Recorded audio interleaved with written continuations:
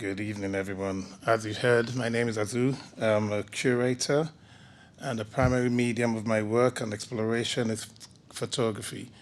And I believe that photography informs and illuminates and elucidates every single aspect of life, and especially in the 21st century, at an age where we produce and consume so many images. I think the work of a curator working in photography and working in contemporary visual culture is massively important. The leitmotif of the work that I do is really centered around paradoxes, and the paradoxes that embrace the questioning of truth. And photography has that duality in itself. It's a medium that purports to present evidence, but also it liberates and captures or steals time.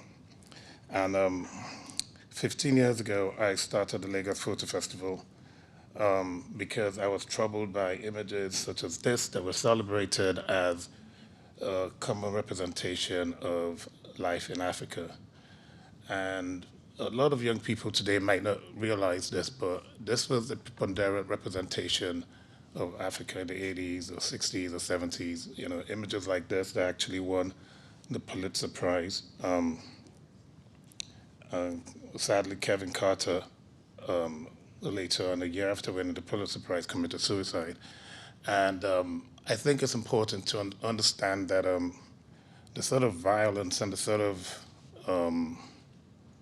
misrepresentation that we consume is toxic and radioactive. It really affects the viewer, but also affects the consumer, if you like, or the capturer, the photographer, or the artist that is trying to present these sort of notions of what a lot of intellectuals and thinkers call Afro-pessimism. And this notion of Afro-pessimism was at the foundation of the work that I started to do in photography. But I am also very interested in the duality, the idea that, we need to embrace the darkness and the light to be able to have a better understanding of the world. This is another artist that I think, maybe one of the first to be cancelled in the 20th century, Henry Miller. And he has a great quote that really resonates with me. The truth can also be a lie. The truth is not enough. The truth is only a core of a totality that is inexhaustible. And I love that because the idea of the truth is real to everyone. And we build our notions of truth as we expand concentric circles, from the core outwards. And if we are really truly interested in exploring and understanding the truth, we have to understand that in the age that we're at today, the democratization of image making through mobile phones gives everyone an authority to do three things. One, capture images and stories. Two, publish.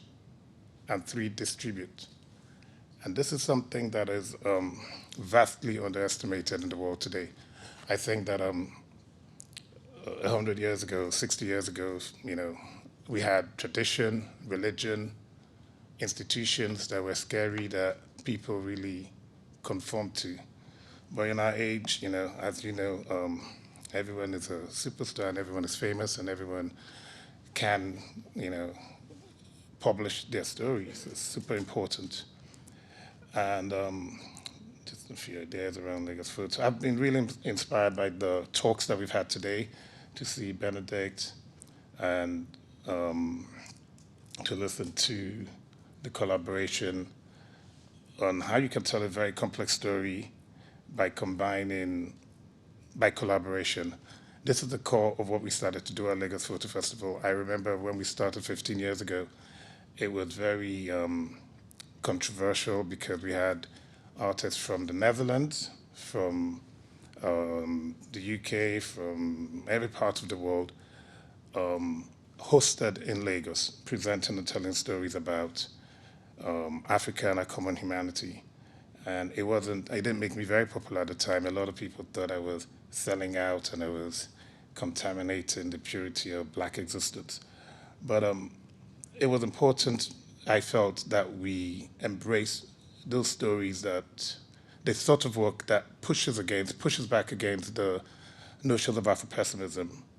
It was important for us to also engage schools, to invite diverse voices, but to control the narrative. When I say control the narrative, you do not fight propaganda with propaganda. You try to present nuanced forms of storytelling.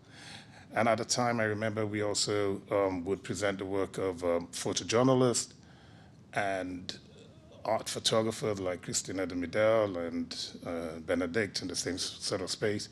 And people thought it was really odd and weird that, this isn't, the galleries should sell the work, and, the photojournalists had to present this idea of the truth. This is what happened, this is how it happened, when it happened. But I really thought it was very vital to begin to embrace the broader forms of storytelling. I feel like the way we learn as humans, especially throughout history, has been through a combination of fiction and facts. The facts just give you the scaffold and the building without the windows. I feel like the fiction, the narrative that we impose on any story or we share on any story, allow us to look through the window to expand our imagination and to think about the stories that we're being told. Um, this is this is one of the most popular roundabouts in Lagos Island.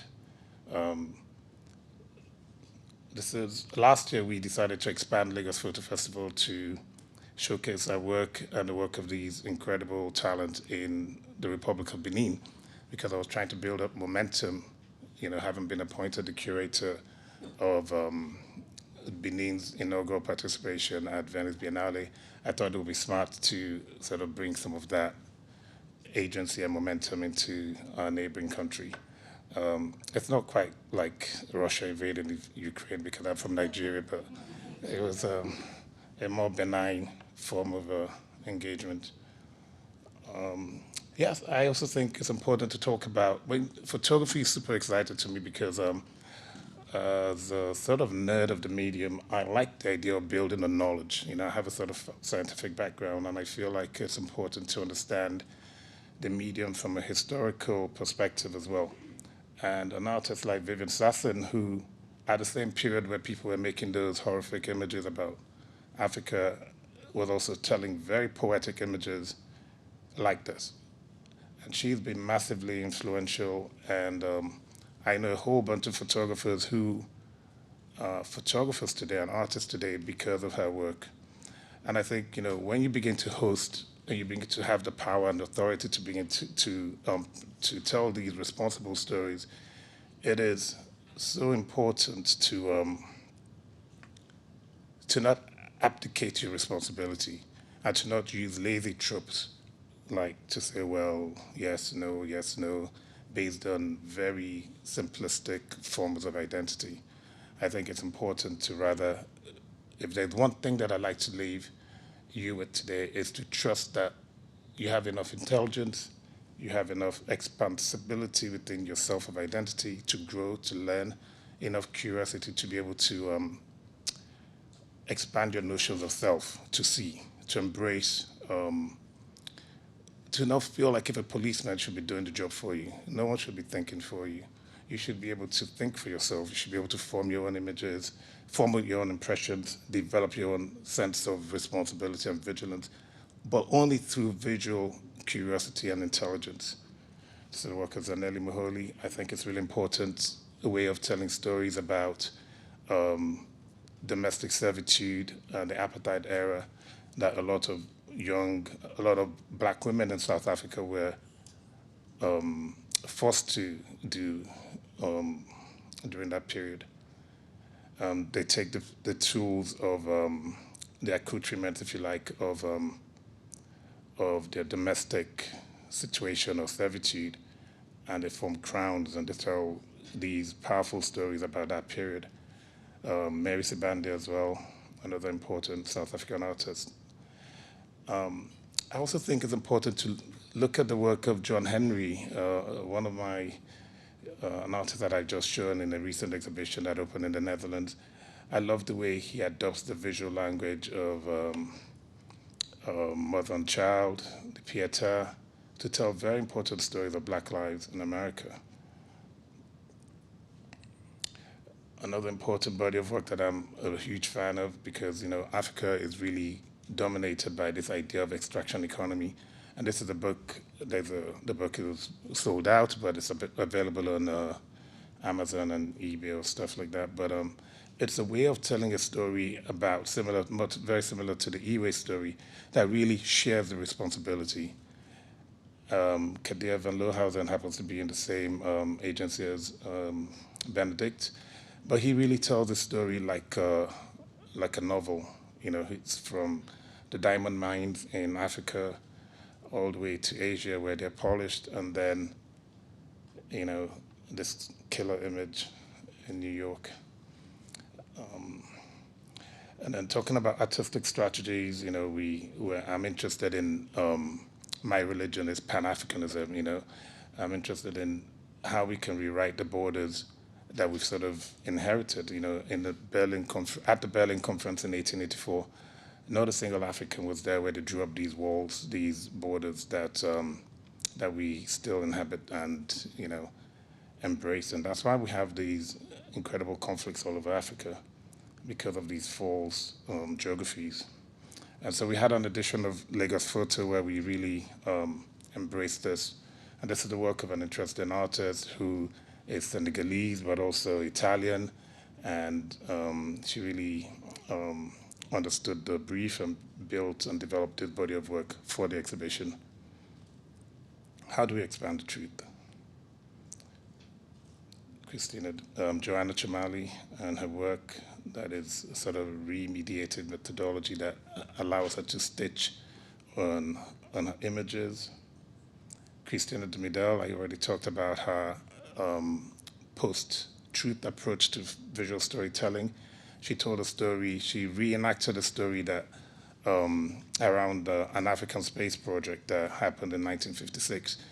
And most people hadn't heard about this story until she was able to reenact these wonderful, fantastical stories through her work. I also mentioned that I'd like to share a few strategies about how photography is able to bring us closer to dealing with the most urgent contemporary issues of our age. And restitution is a dominant conversation that really that museums all over the world are grappling with, especially in the West. And it's so easy to jump on the bandwagon talking about restitution and asking for demanding for these objects to come back to African museums. But I really wanted to embrace research in dealing with this problem.